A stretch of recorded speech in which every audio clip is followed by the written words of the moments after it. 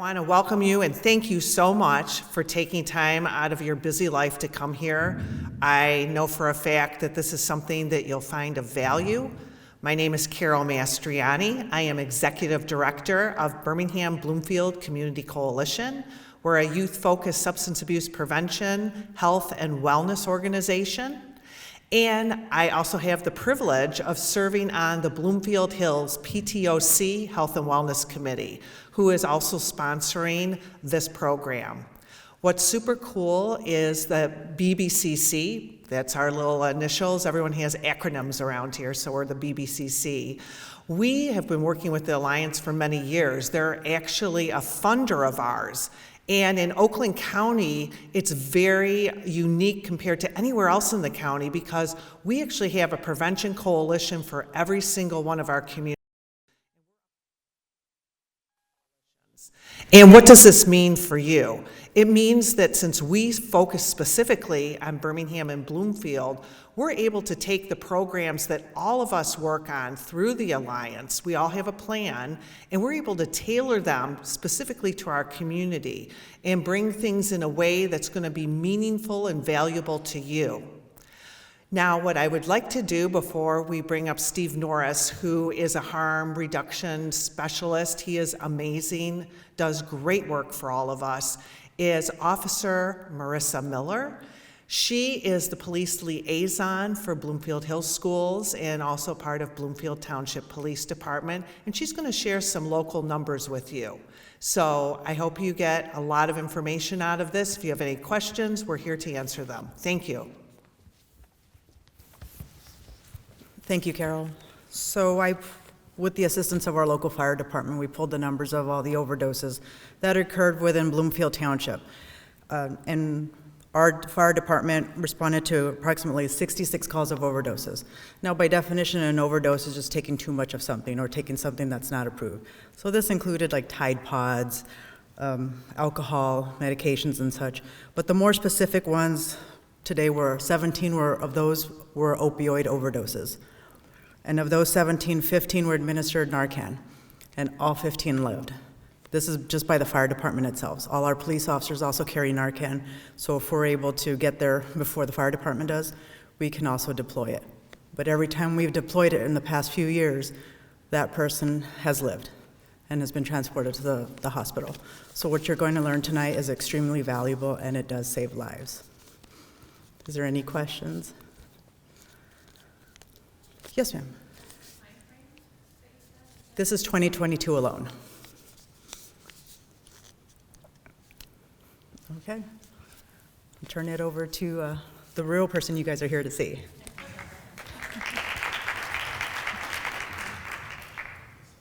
That's great.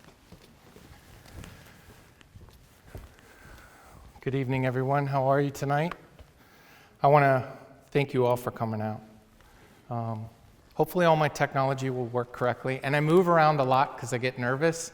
And I've already been promised that a couple of you aren't going to heckle me. So that will be nice. Good. Already started.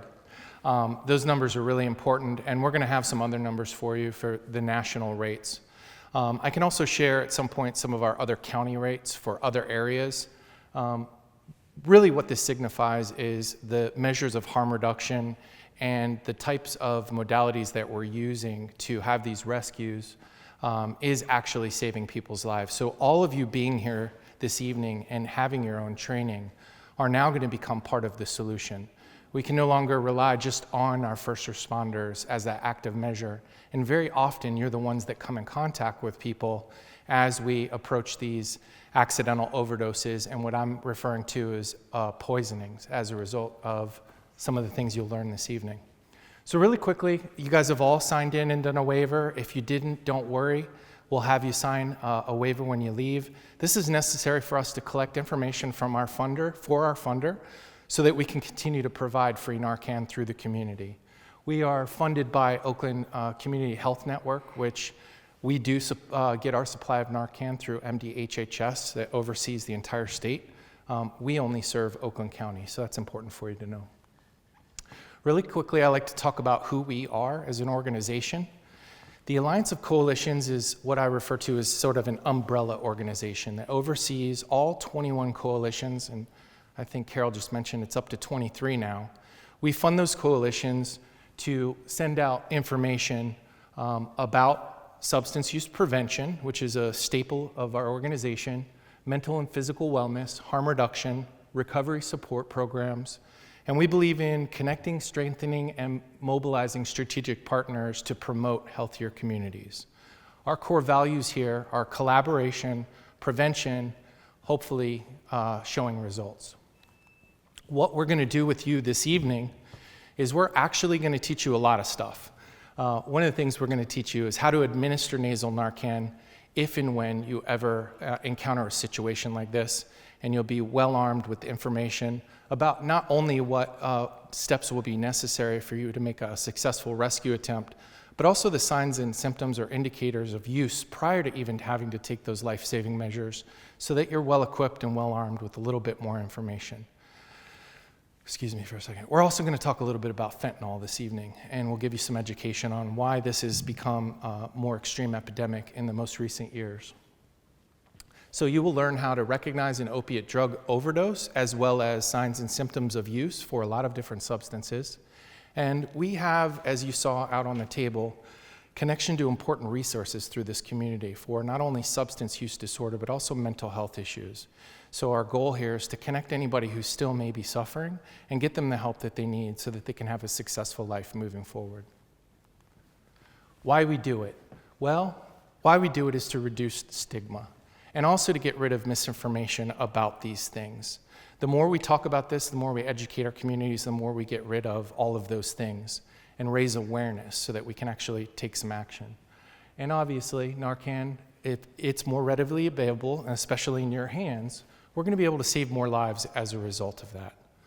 I don't have a slide for this, but on a personal level, I'd like you all to know that I'm personally in recovery myself. I'm just short of 9 years sober. Thank you. I have loads of experience with all of these substances. So when I come up here and I speak from experience, not only with opiates, but also stimulants as well as alcohol. It's important for you to also know, since December of 2020, I've lost 8 people due to accidental poisonings and overdoses, one of which was a family member. So this is a very important issue for me. And at the times where some of those overdoses occurrence, I did not have access to Narcan, and I could have possibly saved a life as a result. So this is a very important issue for me on a personal level. Okay, really quickly, some of the numbers here. And these numbers aren't the greatest, but we have to talk about them. In the month period ending April 2021, we had over 100,000 deaths, 306 deaths to be exact. As you can see here, ending January of 2022, those numbers didn't decrease, they actually increased. Even with all the rescue attempts that we did, if Narcan wasn't available in our community, I suspect, in my own personal opinion, that these numbers would be triple, if not quadruple this.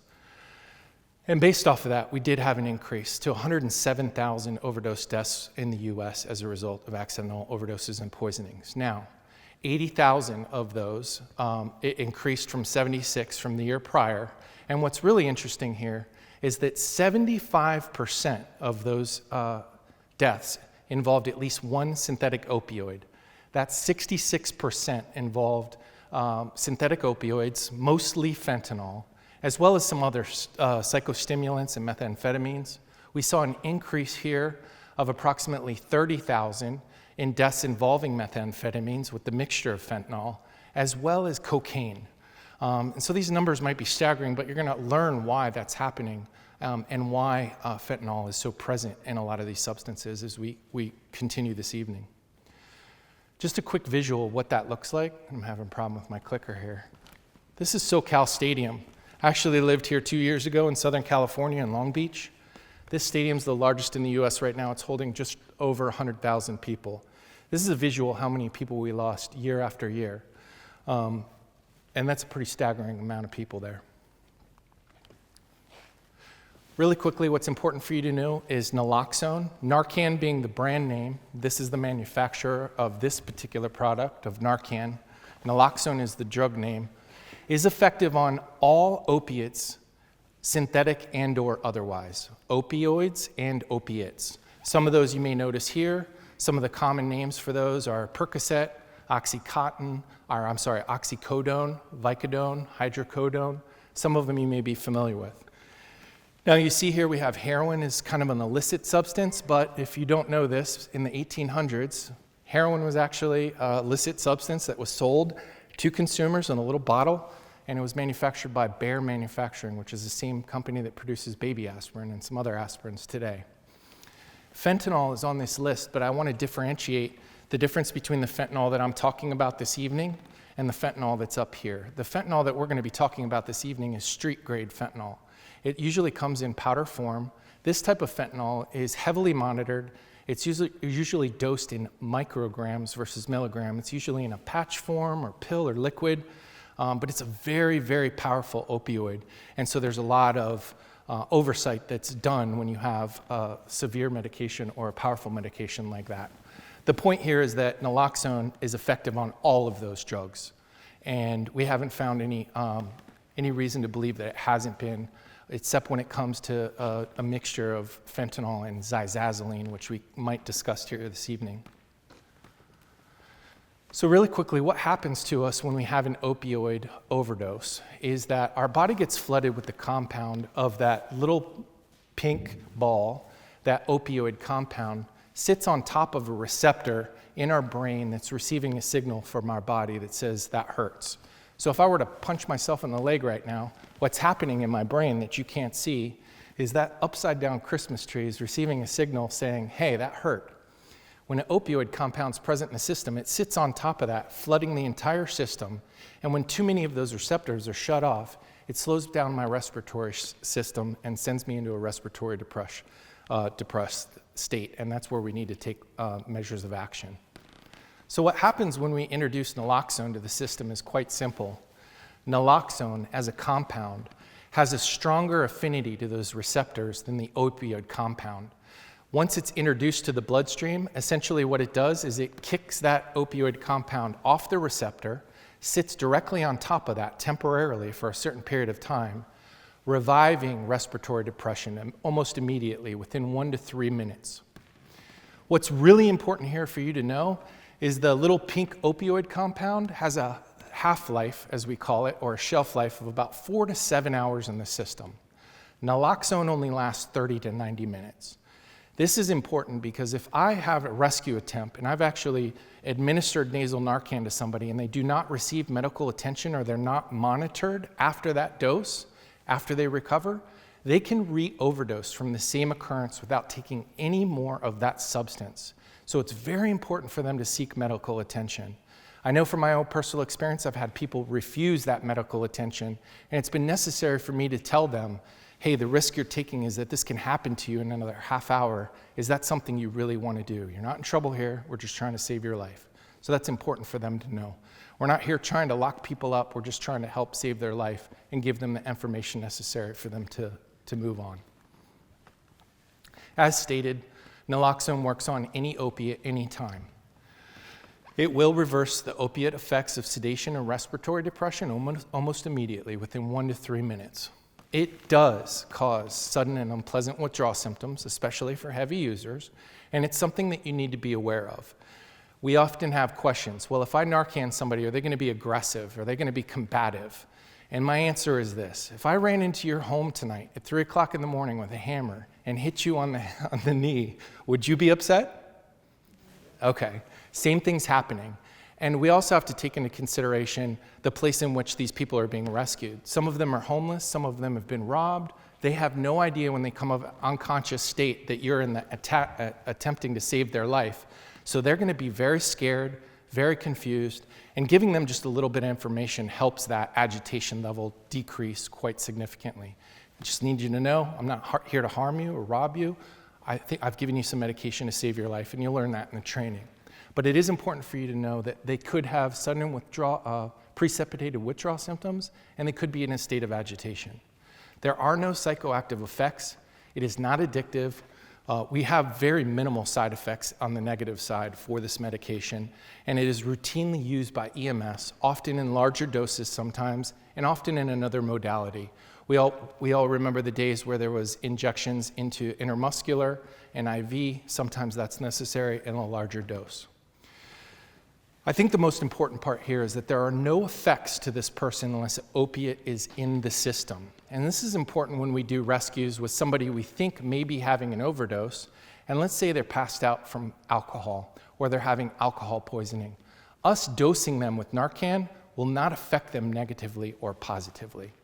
We've had so many reports from ER stating that children under the age of 7 that are presented unconscious in an ER environment are given first a dose of Narcan just in case of accidental exposure because there are no negative side effects from it. So that's very important for you to know. You don't have to be a doctor to figure out whether or not you're going to dose somebody who could be having an overdose. The most common fatalities of all those numbers fall into these categories. Decreased tolerance or a period of abstinence. This affected people like myself who are in recovery. During COVID, lost access to treatment, at programs and services. They stopped going to those things that made them well, and they made the unfortunate choice to choose the coping mechanism that once worked for them, went back out, and because of that period of time, their tolerance went down, took the same amount, overdose rates came up. The long-acting and high-potency opioids that were prescribed during these times, and then the combination effect. Depressants in the system, opiates and benzodiazepines. If you don't know what a benzodiazepine, this is a classic medication that's given to somebody with an anxiety disorder. Some of the names you may be familiar with are Klonopin, Xanax, lorazepam. Combination of that and opiates had a devastating effect, as well as the trifecta, which is maybe someone who has a cocktail every now and again, also has anxiety, taking anxiety medication, and then had an injury and taking opiates. The rates for a possible overdose in that category are staggering. I think it's close to 86%. Opiates and stimulants climbed during that time, mostly due to synthetic fentanyl that was produced in counterfeit pills, which you're going to learn about here in a moment. And we have a national Adderall shortage right now. Not only Adderall, but all the other drugs for people that have disabilities in learning. Those people are also seeking alternatives, and that's where they're getting medication, accidentally being poisoned by taking one pill that they think is something, and it ends up having fentanyl, which you'll learn here in just a moment. And then also polyprescribing with pre-existing health conditions in our older Americans. You'd be shocked at the amount of older Americans that have a list of medications that they are taking that are in conflict, and they don't even know that they're at a high bracket for an accidental overdose. So they need to be monitored and watched, or at least have a family member around them that knows how to administer nasal Narcan in the event of that happening. Yes? There's a new horse tranquilizer that they are mixing with opiates. How does that impact with the use of Narcan? So, They've got opiates, but they've also got the non-opiate horse tranquilizer on board. yeah. So that drug is known as xyzazoline, and I'm going to cover that in just a little bit, and if I don't, just remind me, because I'm on a roll here. And if you could, rephrase any question that comes to you. Rephrase it? Oh, so I can hear it. Okay, well, I'll answer it now. The question is, what's happening in the drug supply with the sedative xyzazoline, or what we now know as trank dope, trank fent? Is that the question? Yes, I just wanted to know when they have that in addition to the Yep. opiate, how does the Narcan impact the response? So what you need to know about that combination is that Narcan has no effect on the tranquilizer xyzazoline.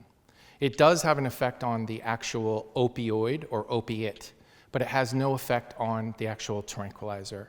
So where that really becomes a problem is that we're having people that are actually overdosing from tranquilizers with that mixed into the drug supply, and we're not being able to rescue them with standard Narcan. Narcan is not effective on xyzazoline right now.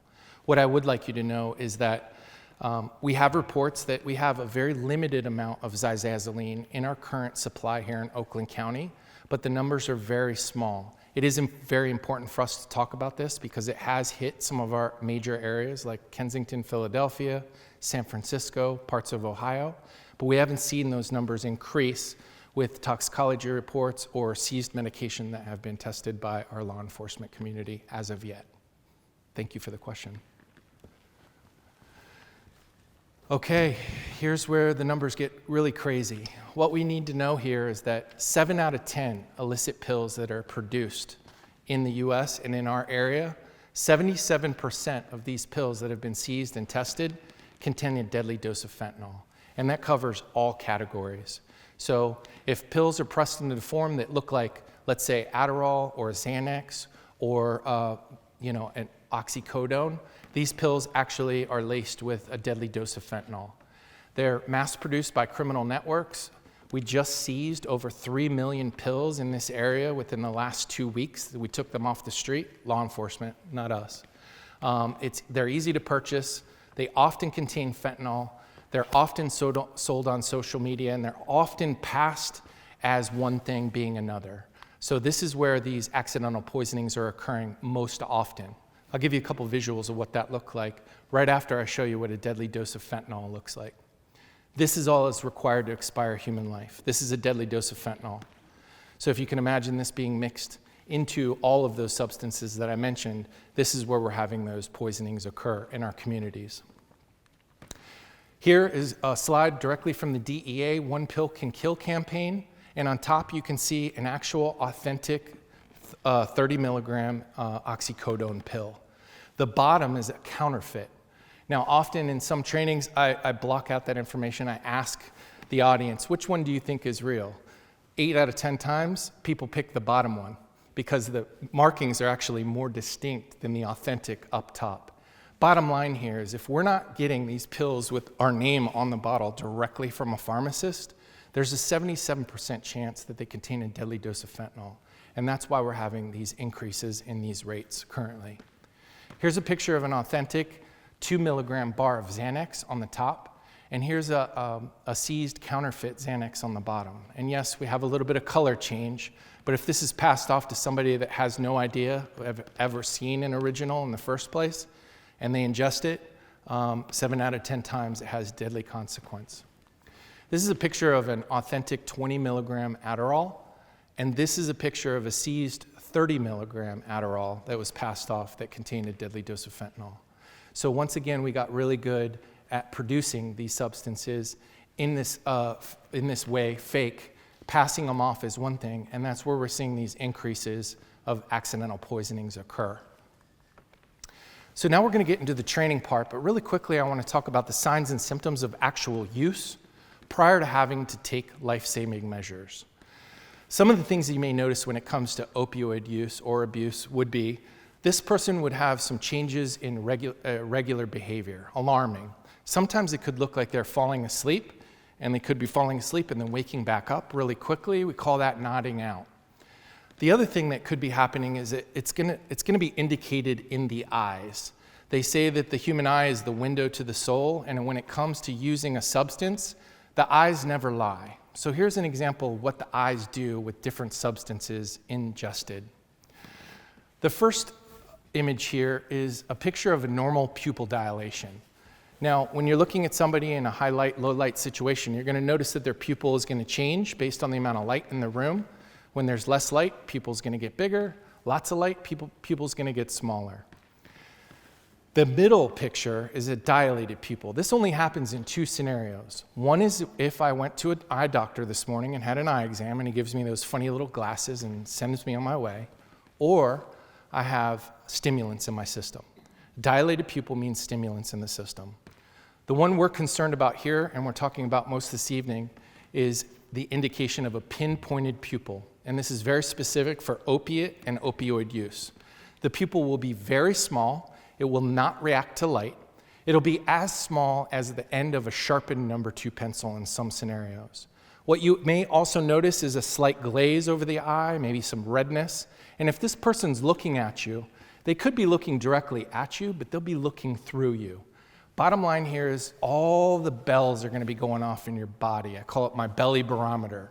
You're going to think something's going on, and if you're anything like me, you're not going to want to accuse them of using, but you're going to want to show concern. And this is where we can engage with those people and say, based on the way you're showing up, I'm really concerned about you. Are you okay? Now, I can tell you from my own experience, I wasn't telling you the truth. Now, based on this information, I can tell you what to look for as they start to climb the ladder towards a possible poisoning or overdose after ingestion. What's going to happen is as they look like they are falling asleep, they'll look like they actually fell asleep completely. It could sound as if they're snoring, and you could also notice possible gurgling here. But what you're going to be paying attention to is the breath. It's going to become very shallow, very labored, and eventually they're going to stop breathing altogether. There we have about a 7-minute window of opportunity to go ahead and administer this nasal Narcan, and we're going to ask you to get to work here. Once that happens, they will become limp. They will start to turn blue. You're going to be able to tell that in the lips, in the fingertips is where that's going to show up. And once that occurs, we want to go ahead and jump into action. So that's exactly what we're going to do. So really quickly in this picture, and what I've got laid up here, is the kit that you're going to receive today. And everything you see in this picture, everything that's displayed on this table is going to be included in that kit. This kit will include a box of Narcan with 2 4-milligram doses in it, all the information that I stated earlier, access to community health treatment for mental health and substance use disorder, access to a sober support unit of Oakland County Crisis Response Team, as well as instructions on everything I've told you today. You'll also have the 2 4-milligram doses of Narcan. We're including a fentanyl testing strip, which you're going to learn about here in just one moment, a set of rubber gloves for your personal protection, and also a CPR face shield if you're qualified to do CPR. The very first thing we want you to do is pick up the phone and call 911. We want emergency services on their way. We want you to be on an open and recorded line with the dispatcher in case anything comes up medically with this person and you need further assistance. They're going to be able to walk you through that. If you didn't know, once we've activated 911 and we're on that line, it enacts the Good Samaritan law, which in this state and almost every other state across the country says that if we're in the act of trying to save somebody's life and we go to do chest compressions, we're not CPR trained, they can't sue us if we break their rib. In this county, according to Sheriff Bouchard, it also says that if our youth are in the act of doing illicit substances with a friend and they take them to the hospital and they have drugs on their person or in their system, the chances of them being prosecuted for being in the act of helping a friend by taking them to the hospital is slim to none. We're not in a world where we're trying to prosecute, we're in a world trying to help. So that's really important to know. Call 911 if you need to or want to. You can put your gloves on and we're going to ask you to get to work. So what we're going to do is we're going to approach our person. We're not going to be worried about anything around them. We're going to be concentrated on them. We're going to check consciousness so we can give an auditory, hey, are you okay? If that doesn't work, hey, are you okay? We could give them a shake. If you're not convinced, we could go a little bit farther and do a sternal rub, which is we take this fist and we rub it vigorously here on the chest plate. It's very painful and it also causes a neurological response for this person. And this is often used by EMS to bring somebody out of a state of unconsciousness. Now, based on everything I told you, we're asking that you go ahead and dose them anyway. We're less concerned about whether or not they're having an opioid overdose and more concerned about administering this medication. So we're going to ask you to go ahead and get to work. So each one of you will have this box. You're just going to simply rip the box open. You're going to grab out one of these doses of Narcan. There's 2 of them in there. Now, this is alive, but this is a tester. And on the back, it just simply says, peel here. You just simply peel the label back, drop that medication into your hand. There's nothing to do here. There's no cap. There's nothing to fiddle with. You're going to hold it in your hand just kind of like I'm demonstrating with your thumb kind of hovering under the plunger. And if you have the ability to get this person's head tilted back, we want to do that so we can open up the airway. Once we've done that, we simply insert it into one side of the nostril, press the plunger one time, it's a simple nasal mist, and then wait. If you're trained to do CPR or if the dispatcher on the line asks you to do chest compressions or breath in between that 3-minute window, you're more than welcome to do that. If that first dose isn't effective, and in some cases a few doses is necessary, you're going to repeat that same procedure. The only difference is here we're going to move from one nostril to the other, just in case that medication, there was a blockage in that side. It's not absorbing through the mucous membrane. Maybe there's a deviated septum. We're just trying to increase the risk or the chances by moving over to the other nostril. Now, once you've done that, in most cases, 2 doses is enough.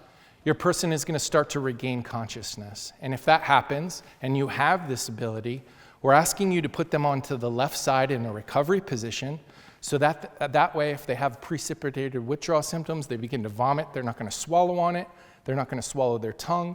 And this, by far, is the safest way to recover from an unconscious state. Once you've done that, you just simply give them some space, give them information once they regain consciousness and let them know they're okay, and that's it. It's a very simple procedure. Now, of course, you're probably wondering, well, what if I miss a step? What if I don't have minutes?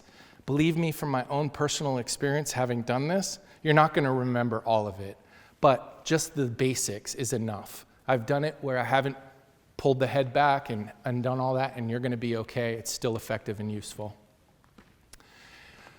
Lastly here, storage is important. Somebody asked me on the way in, I have an expired dose, and also, what about temperature? It's important for you to know that we live in a cold environment. If you kept this medication in your car and it freezes, it's going to be very hard for you to administer a frozen medication if you run into this situation and you need to use it. It won't harm the medication, but heat will. If you kept this medication in your glove box during the summer and it gained temperatures over 104, the manufacturer of this particular drug said that it will diminish the effectiveness of the medication, so keep that in mind. Try to keep it at room temperature. Maybe keep it on you, on your person, in your bag, on your purse. If you're warm, if you're cold, the same scenarios for your medication. Each dose will have an expiration date on it, and you'll all receive your doses. Alexandra back there is placing them out for you right now. And in this black box, it's going to have an expiration. These doses are dated for September 2025. If your dose expires, you just simply go to this website, request a refill, and we'll send one out directly to your home free of charge, no questions asked. If you have medication that has expired and you find yourself in a position to need to use it in a rescue attempt and it's expired, use it anyway. Go ahead and ask for the refill to be sent out, and then once you receive that replacement, you can discard the old medication. Poison control is not necessary here. You can simply administer it into the air or into the trash can, throw away the old, and you're good to go. We have access to all sorts of treatment options, and some of those are located in this brochure. Some of the numbers are listed here, but if you don't get it, they're in your kit, but if you need more, there's some listed on the table. The Alliance of Coalitions offers not just harm reduction, information, and education, but also access to recovery support. We teach Smart Recovery, which is an alternative to Alcoholics Anonymous. I personally do both Alcoholics Anonymous and Smart Recovery. We offer those myself, as well as some of my team. We facilitate those meetings 7 days a week. You can check out all of those on the website at achmci.org. We also offer another course here. It's a 10-week deep dive into all the things you'll need to have a successful recovery. We talk about the effects on the brain with substance use disorder, meditation and breath work, cognitive distortions, all sorts of awesome things that are really helpful for people in recovery. You can also find that information on our website. Lastly, and this tool I think has been very vital in our communities as another harm reduction method, we're offering fentanyl testing strips. So you saw a couple boxes out on the table. Really simple explanation is going to be done in just a moment, if I can get the video to work, because I'm technically challenged sometimes, explaining how you use a fentanyl testing strip.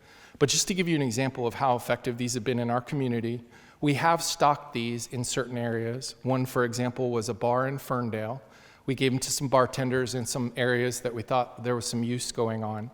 They gave them to their patrons. Somebody came in, bought what they thought was a bag of cocaine. They got a test strip from that bartender, tested their substance, come to find out it had fentanyl in it. We don't know how much. The bottom line was they made the decision not to ingest that substance, and we could have possibly saved that person's life or saved somebody from having to administer Narcan. This is a really powerful tool, sometimes controversial, but you decide for yourself, and it's available to you if you want it. I'm quickly going to play a quick video to show you how to use it, and then we're going to end the training and open it up for any questions that you might have. You bought some drugs? Don't worry, we're not cops. We just don't want you to die. Here's how to use a fentanyl test strip so you don't die. Here's what you're gonna need. Water, your substance, fentanyl test strip, and something you can stir with. Step 1, you're gonna fill a container with some water. For this, you can use a cup or a cap of a water bottle. Fill your container with about 15 milliliters of water, which is about a tablespoon. Or you can even use the bag that the test strips come in. Next, Pour in some of your substance. If you are testing MDMA or meth, you should test about 10 milligrams, but all other drugs require about 50 milligrams to be tested. And then mix it until it's fully dissolved. And if you have pills, you're gonna wanna test every individual pill. Crush the pill, and then shake it so it's thoroughly mixed. Now's the fun part. Open up your package and take out your test strip. The side with the little blue triangles is the side you're going to put into the water. Dip the strip into the water for at least 10 seconds. Take it out of the water and wait about 60 seconds. Now you got your results. 2 lines means no fentanyl, but 1 line, that means your substance most likely has fentanyl in it. False negatives absolutely can happen, which is why it's super important to always carry Narcan close by. Stay safe out there. This organization, based out of California, is doing extraordinary things on the West Coast. We often use some of their material and partner with them on this. I do want to explain one thing for you with the question here. Why are we asking people to crush their substances and mix them? And it's called chocolate chipping, or a chocolate chip cookie effect. So if you can imagine taking a tiny bite out of the corner of a chocolate chip cookie, there may or may not be a possibility that you actually get a bite of chocolate. The same holds true with some of these chemists that are mixing fentanyl into the drug supply. When they're pressing these pills, that fentanyl can be in any area of that pill. So it is necessary for us to crush it, mix it well before testing it so that we can get a real test result with that. So I just want to give an explanation of why we're encouraging them to crush and mix. That's the end of our presentation. I really want to thank everybody for giving us your time and coming out to be a part of the solution. And I'll open it up to you. If you have any questions, we'd be able to answer those at this time. Yes? So, just curious, is fentanyl cheap to produce? Why is it being cut into other drugs? What's the point of focusing on fentanyl? Okay, so the question was, is fentanyl cheap to get, and why is it being put into the drug supply? So as a complicated answer to a somewhat simple question, the more we concentrate on trying to get the particular substances off the street, the more we put pressure on them coming off. So we went through a period where Oxycontin was the drug of choice, and we took that off the market, fentanyl came in. Fentanyl is cheap. It's very inexpensive. It's very easy to get across our borders. And as you can see, such a very minuscule amount is needed to get the effect that's necessary for someone to get high. That's the truth. The more we put pressure on getting those drugs off the street and we don't take care of the fundamental issue of why people are using these substances to cope with life, the more and more we're going to continue to have the problem. And that's why we're seeing, as we put pressure on getting fentanyl out of the streets, now we've been introduced to xyzazoline. They're going to create a substance that people are going to take until we continue to deal with the mental health issues that deal with the root of the cause. Hope that answers your question. Yes? That box seems awfully bulky. Would you be opposed to a female taking the nasal out of the box and just sticking it in our purse? Yes. So the question was, the box is very bulky. Would we have any opposition, or anybody have opposition to taking it out of the box and storing it in your purse, per se? And the answer is absolutely. The only thing we're asking here in this scenario is to try and keep it out of direct sunlight, exposed from UV. That's why we provide this cute little bag here. You could take it out of the box and keep it in that bag, in your purse, in your backpack. All of those things are great. Just know, again, temperature and exposure to light could degrade the medication. Yes, in the back? What age is Narcan approved for? Sorry, my stage cracked. What age is Narcan approved for? So in order for us to give it to the community, we only give it 14 and up. Narcan can be used, from what I understand, and we've had reports, down to literally birth. We've had 3-month-old babies in an ER dosed with Narcan and revived with it. We have no reports that there's a bottom number to that. Yes. There was another question right here somewhere? Yes. The Narcan? Yeah. So there are no side effects. So in fact, I could, actually dispense this into my nostril right now. There are no effects. If there's not an opiate in the system, no negative side effects. Even if it's shot, ingested through the mouth, there's no poison issue there. Any other questions? You guys are shy tonight. I thought we had some hecklers. Okay. Congressman, to get to somebody that's possibly overdosed, what's your time to get to them? Say that one more time. Save their life. Yes, what's the time frame to save their life? So at the point of losing oxygen, we've got a very short window, about 1 to 7 minutes before there's some brain issues due to lack of oxygen. We have had rescues that have been done over that time. It really depends on the person.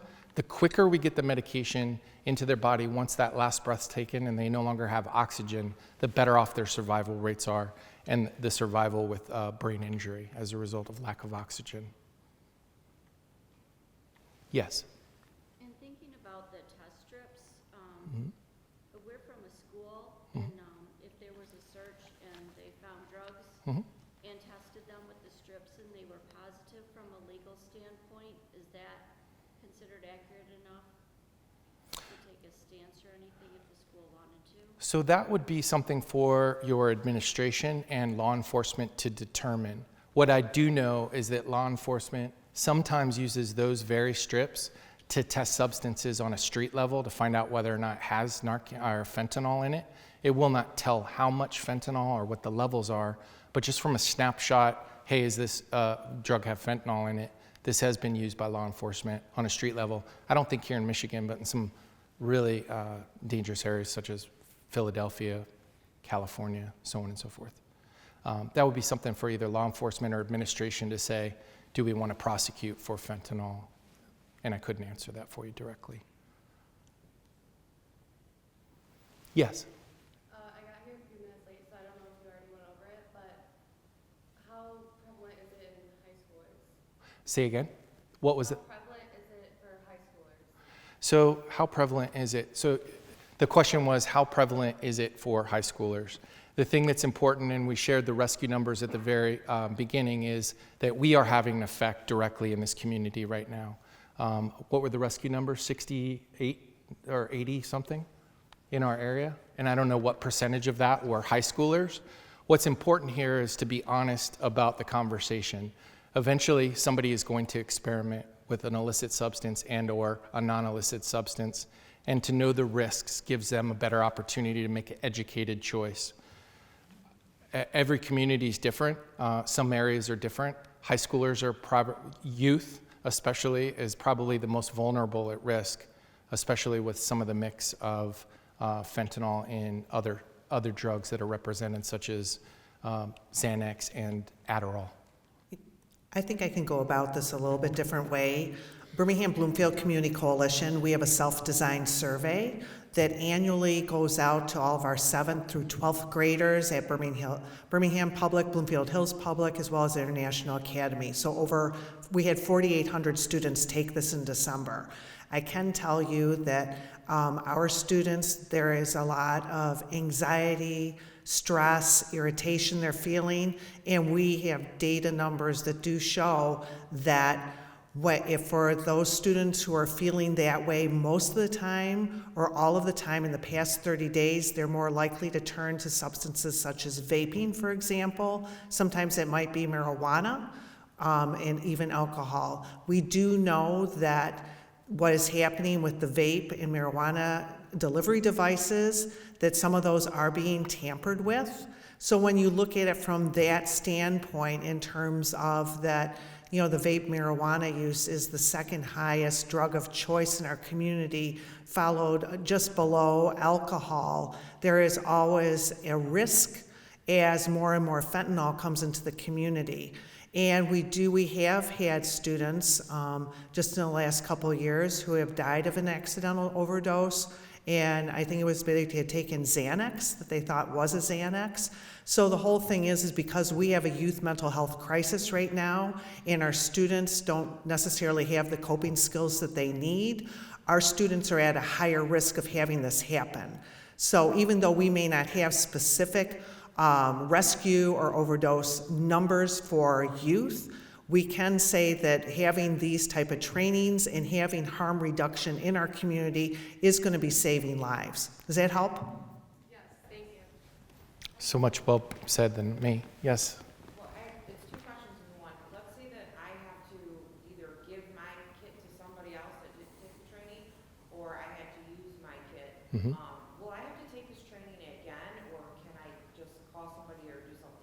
No, so that's a great question. The question was, what if I give my kit to somebody else, or what if I use it? Do I need to go through this training again? The answer is no. Just simply contact our office. We have other ways that if you wanted additional training, we could provide it for you. But to get that for you would just be a simple request. And sometimes it's just as easy as that refill request with just a brief explanation of what happened to your dose, and we'll send out a replacement for you. Steve, how much are these kits? So that's a really super good question. I'm so glad you asked that. This medication is accessible to any one of you. The question is it available to you for free? And the answer is no. You can go into any pharmacy here in this county and request Narcan if you're willing to pay for it, or your insurance will pay for it. These doses can run anywhere from $120 to $180. So that's the cost of Narcan for 2 4-milligram doses. That's why organizations like ourselves that are funded either by people in the community and or at a state level is so vitally important to getting this antidote out into the hands of our community members. So. Right, and we're able to provide this training for free as well as what you're getting. So this is a very large value when you think about it, about $250 value, not including Steve's time. And it's because, like our partner, the Alliance of Coalitions for Healthy Communities, they have grant funding for that. Sometimes our coalition, BBCC, we're able to get grant funding too. And so that's one of the things that's so important to support organizations like both of ours, because we're going to give back tenfold to the community in terms of things like harm reduction and prevention and things like that. Thank you. I saw a hand back here somewhere. Did somebody have? Oh, yes. So, is your organization in any way kind of tracking the use? If I had to deploy it, are you collecting data in any way, or is it just kind of like let us know if you need another one? That's a great question. So the question was, are we collecting data if it was used? And the answer is yes. We're asking you a few questions when you go, if you do contact us to give you that replacement or refill. And the question is, was the medication used for rescue? Do you know if they received medical attention? There's about 3 questions that we ask so that we can collect those numbers and give them to collective emergency services areas so that that gets fed up to the state level through MDHHS. Thank you for the question. Yes? What does your advanced training consist of? Advanced training? I'm not sure if it gets any more advanced than this, except for a train the trainer program, which goes into more details about specifics of substances themselves specifically. And we do have that available through the Alliance of Coalitions, where we train some of our professional partners with their staff so that they can inline train other members in their community. You had a question. Yeah, I just wondered, how long does a dosage typically last of Narcan? In the system or as far as expiration? As far as expiration. Okay, so the question was, how long does a typical dose last for expiration? And it's typically about 2 years, give or take a few months. These doses here expire September of 2025. And Steve, isn't it correct that for professionals such as schools, fire, police, they have to have current unexpired Narcan? However, like the layperson like myself, if it's a little bit expired or whatever, I could still use it. Is that correct? That is correct. As well as, I think you need to know that most of those organizations, whether it's schools, some of the police facilities, fire, we provide those doses to them. So they have a rotating shift. They know when it's coming up. Just recently, we sent out hundreds and hundreds of doses to replace expired for schools, administrators, police, and fire. Yes?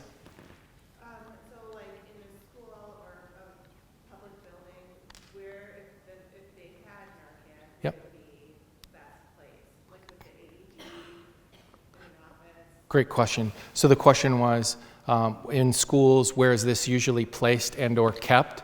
And the answer is, most commonly it's kept with AEDs, as well as school administration, whether that's nurses, principals, vice principals, anyone that may need to take immediate action in the event of an accidental exposure, poisoning, or overdose. So it's up to the individual administration to determine where it's going to be placed, and I can only speak from our trainings throughout this community. Most of those happen in multiple locations in almost all school districts where it's available, just like an AED, within a few hundred feet of all areas, so they have access to it. Yes, sir. So the half-life of Narcan is 30 to 90 minutes.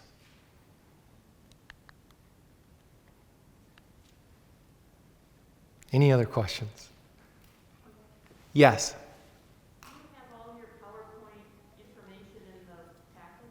So we do not include the PowerPoint in the packet. However, if you're interested in receiving this presentation in a PowerPoint PDF, be more than happy to send it to you. If you just grab a card on your way out, shoot us an email. Myself or Alexandra will send that to you pretty much right away. Well, and also thanks to Bloomfield Cable TV, this is being recorded and it'll be available on their channel. So thank you, Bloomfield Cable TV. Yes, thank you very much. We also do have a video training for convenience as well, if anybody needs access to that. I want to mention really quick too, Steve and his team is doing such an amazing job through the Alliance. And if anyone who did not receive the BBCC's recent e-news, please go out and sign up for it. Because what I've done is actually listed out some of the upcoming things that they're doing. For example, they're going to be making sure that trainings are more accessible, just like Steve said, because we want to get this information out, as well as having Narcan and other information in almost like those old newspaper boxes where you could access it, or a wall display, other places throughout the community which could be considered hot spots. So then that way, community members will have easy access to this information. Yes, thank you for saying that. Actually, we have a big rollout this month. West Bloomfield was the first to sign up. They will have 10 distribution boxes at every single fire department and township available for anybody to come in, open up the door, pull out a Narcan, and then watch a quick 2-minute video on how to use it. We have a very simple training that lasts 2 minutes for our community members to come up, walk up, get a dose of Narcan, and be trained within 2 minutes. We call it a walk-up. This is obviously the extended version that gives you more, but we make it as simple and easy for people to get trained in a quick way and also get that medication. So yeah, thank you for that. And at BBCC, we're going to be connecting with our police departments because we definitely want our community members to have this accessible, readily available, so we can continue to save lives. Yeah. Yes. One more question. Sure. I have a daughter going to college. I feel like it's very important that she go to college with this. Yes. Is there a way she can do this walk-up training? How do I get information on that? Is it on the website? So there will be a list of community events on the website. I would also encourage you to take the card as well. If she wants this version of the training, we have a video we can send you that she could watch it for 18 minutes and then answer a few simple questions, and we'll send her out a kit as well. She can do that on the website? She can do it. We'll send her a copy of the video. We don't make it available to the mass public unless requested. So we have multiple versions of that. We do virtual Narcan trainings twice a month through the community. So those are also listed on our event page. So I think it's the second Tuesday and the last Tuesday of every month. We do community trainings essentially for anybody who will log into that Zoom channel and watch it. It's about a half hour. And also, if anyone wanted to bring a training to their school, to their business, anything like that, you can reach out to myself. And we coordinate the ones in the community with Steve, so we would love to do that too. We just need at least a minimum of 10 people to make that worthwhile for everyone's time. Yeah. If not, we'll just switch to a virtual option. So we can do it for a couple people in a virtual way, or video recording. How long is the lead time before you would be able to come out and do that? Days, depending on how packed our schedule is. Just keep in mind, when it starts to get warm out, we're all over the place, hanging out under tents in the community, a lot of walk-up events. So when it starts to get warm, we're usually out doing fairs and anywhere that we can be out in the community with our little tent. So just keep that in mind if you're requesting it the last minute. We may need a few more days in order to fit it in. The glorious part, thanks to Oakland County Health and some of our other funders, is that we're adding staff and team members as we grow so that we can continue to educate our community and get this message out there. If you didn't see last night, they had a big thing on CNN with Anderson Cooper, a town hall meeting. Other areas are doing these same things to get those numbers down even lower nationally. So it takes an army to continue to educate our community and then also give you the ability to take action. And another thing BBCC is doing is at our bigger teen events, for example, we're having Choices Youth-Led Dialogue Day on April 19th that we invite students from our 10 public and private high schools. We're going to have a walk-up Narcan there. When we have Teen Summer Concert in June, we'll have a walk-up Narcan there. So anytime, because just as long as a student is 14 years and older, they can be trained on this. So we're trying to make this also as accessible as possible because we know what happens on spring break, and we want to try to prevent that. Yes, absolutely. And that's quick. It's literally 3 to 4 minutes. Come up, get the training. They don't get all the other things, but if they wanted it, we certainly will find a way to give it to them. Is that everything? All right, I want to thank everybody. Oh, one more. I want to quickly let me thank Steve first of all, and the Alliance of Coalitions for Healthy Communities, and Alexandra, who's also here.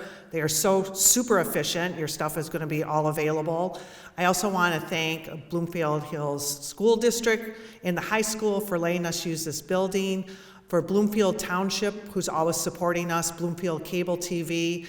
And once again, if you want to be on BBCC's e-news, we provide really thorough, up-to-date information on substances such as fentanyl or on vaping or other things. And it's very much directed towards parents and caring adults so that you can be there in a positive, supportive way for your youth. Thank you so much.